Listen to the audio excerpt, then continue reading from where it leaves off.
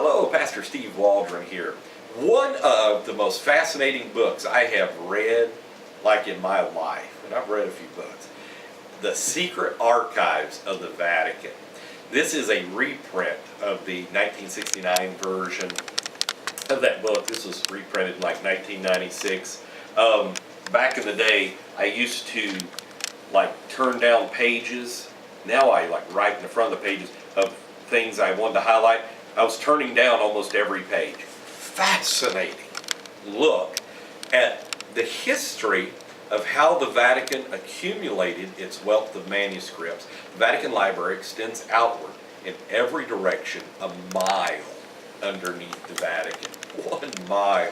Can you imagine what's under there? All of the different original writings, all of the things from heretics that they wanted to spike through the centuries. We've actually got some good pictures we'll look at in just a minute of what the Vatican Library looks like. You might say, oh, well, let's just go down there. You can't. You have to be recommended by 2 bishops in a year. I forget if it's 2 bishops and an archbishop, something like that. I think it's 2 bishops and an archbishop that you can go. They only let 200 people a year go study at the Vatican Library. And then you still don't get to go walk around looking. You sit there like a scriptorian and they assign a couple runners to you. And you ask the runner, I'd like to see everything about Sibelius. I'd like to see everything about Arius. And they go run, get it for you. So they can still kind of inhibit the flow of information you see there. But this is a great read because of the history of how they accumulated all of their documents, and then the current, what it looks like today, and all that. So let's take a look at some of the pictures in here, some of the things. This is a chapel on the Appian Way. That's kind of neat. You know, Acts chapter 28.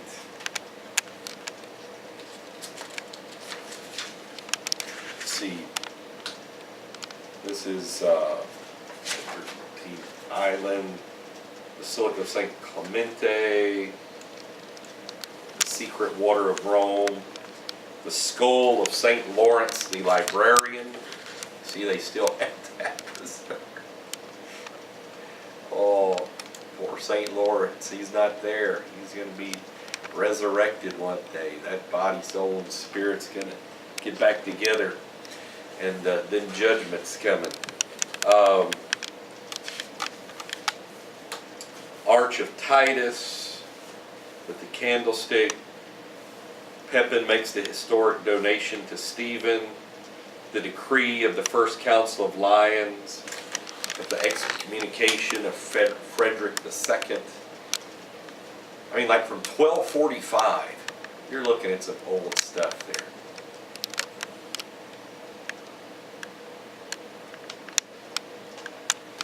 Some really old stuff. Archangel Michael. So, here is one of the rooms of the secret archives. Right here. Shows who built that thing. That's one of the rooms.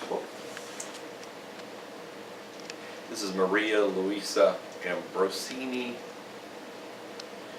I'm just going to tell you, I didn't do my regular custom on this video. I normally look up who she is, or he, for that matter. I just didn't. Okay.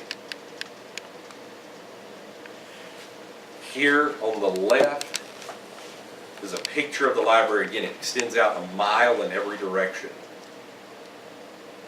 And then you can see where the golden seal is kept, and the most important documents of the Vatican are kept right here.